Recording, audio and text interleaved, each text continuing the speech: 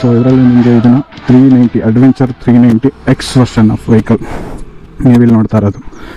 So ಎಕ್ಸ್ದು X plus ಅಂತ ಇವಾಗ ಹೊಸದಾಗಿ ಲಾಂಚ್ ಮಾಡಿದ್ದಾರೆ ಇದು ವೆಹಿಕಲ್ಲು. ಸೊ ಇದರಲ್ಲಿ ನಿಮಗೆ ಏನೇನು ಫ್ಯೂಚರ್ ಆ್ಯಡ್ ಮಾಡಿದ್ದಾರೆ ಅಂತ ಹೇಳಿದ್ರೆ, ಸೊ ಇದರಲ್ಲಿ ನಿಮಗೆ ಹೊಸದಾಗಿ ಏನೇನು ಆ್ಯಡ್ ಮಾಡಿದ್ದಾರೆ ಅಂತ ಹೇಳಿದ್ರೆ, ಕ್ರೂಸ್ ಕಂಟ್ರೋಲ್ ಆ್ಯಡ್ ಆಗಿದೆ. ಮತ್ತು ಇಲ್ಲಿ ನೀವು ಇದನ್ನು ನೋಡ್ಬೋದು, ಸ್ಪೀಡ್ ಪ್ಲಸ್ ಮೈನಸ್ ಮಾಡ್ಕೊಳ್ಳೋದು ಇದರಲ್ಲಿ ಇದು ಕ್ರೂಸ್ ಕಂಟ್ರೋಲ್ ಬಟನ್ನು. ಮತ್ತು ಇದರಲ್ಲಿ ನಿಮಗೆ ಸ್ಪೀಡ್ ಕಂಟ್ರೋಲ್ ಕೂಡ ಸಿಗುತ್ತೆ.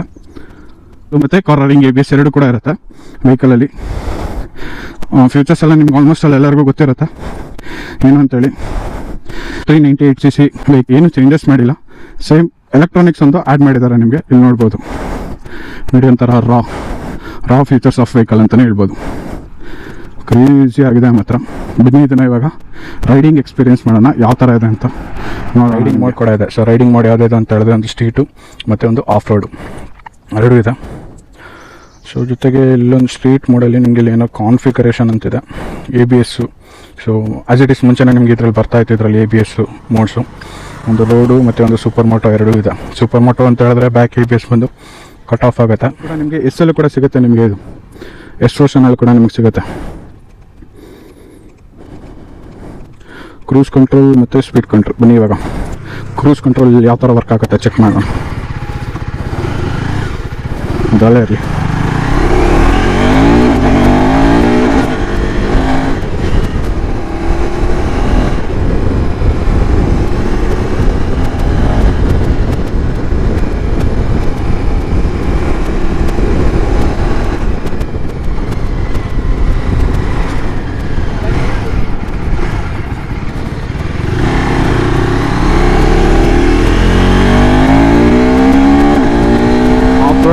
ರೈಡಿಂಗ್ ಮಾಡಲಿದೆ, ಎಂಥ ಮಜಾ ಬರ್ತದೆ ಗೊತ್ತಾ.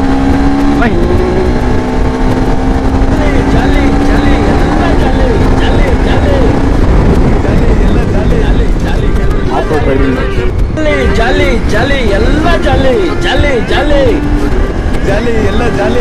ನಿಮಗೆ ನೋಡ್ಬೋದು ಕ್ವಿಕ್ ಶಿಫ್ಟರ್ ಕೂಡ ಸ್ಮೂತಾಗಿ ವರ್ಕ್ ಆಗ್ತಿದೆ.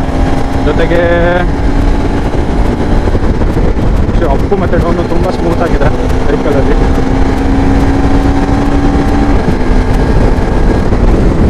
ಬ್ರೇಕಿಂಗ್ ಮಾತ್ರ ಚಿಂದಿಯಾಗಿದೆ. ಸಸ್ಪೆನ್ಷನ್ ನೋಡೋಣ ಯಾವ ಥರ ಇದೆ ಅಂತ. ಇದಲ್ಲ ದೊಡ್ಡ ಇಳಿಸಿ ನೋಡೋಣ. ಕ್ವಿಕ್ ಶಿಫ್ಟರ್ ಮಾತ್ರ ಚಿಂದಿ ಟಾಕ್ ಅಂತ ಹೆಂಗೆ ಶಿಫ್ಟ್ ಆಗ್ತಿದೆ ಗೊತ್ತಾ.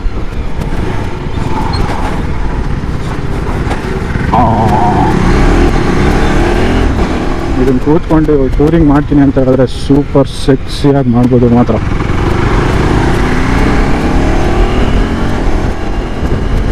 ಆಟ ಆಡ್ತೀನಿ ಅಂತ ಹೇಳಿದ್ರೆ ಮಾತ್ರ ಸೂಪರ್ ಆಗಿರ್ತದೆ ಆಟ ಆಡೋದಕ್ಕೆ ಮಾತ್ರ. ಹೆಂಗೆ ಬೇಕು ಹಂಗೆ ಆಟ ಆಡ್ಬೋದು ಇದರಲ್ಲಿ.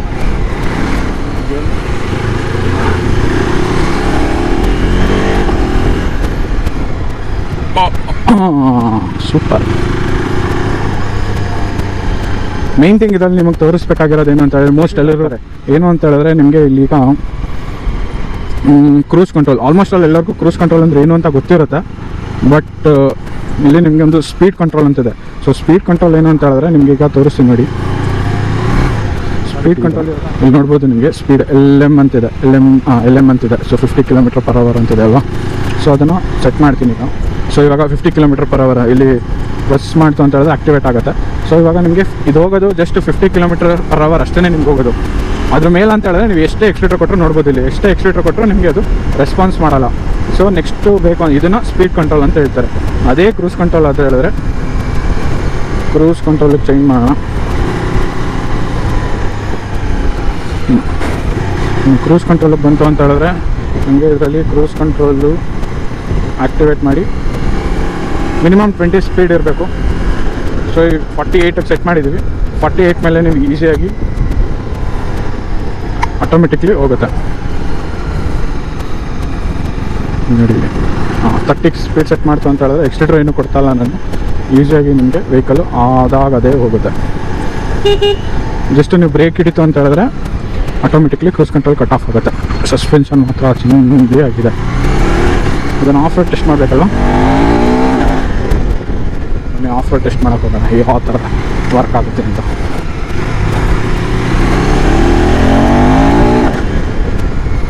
ಸಸ್ಪೆನ್ಷನ್ ಮಾತ್ರ ನಮಗೆ ಒಂಥರ ಇದು ಗಾಡಿ ಓಡಿಸ್ಬೇಕಾದ್ರೆ ನಿಮಗೆ ಲೈಟ್ ವೆಯ್ಟ್ ಫೀಲ್ ಆಗುತ್ತೆ.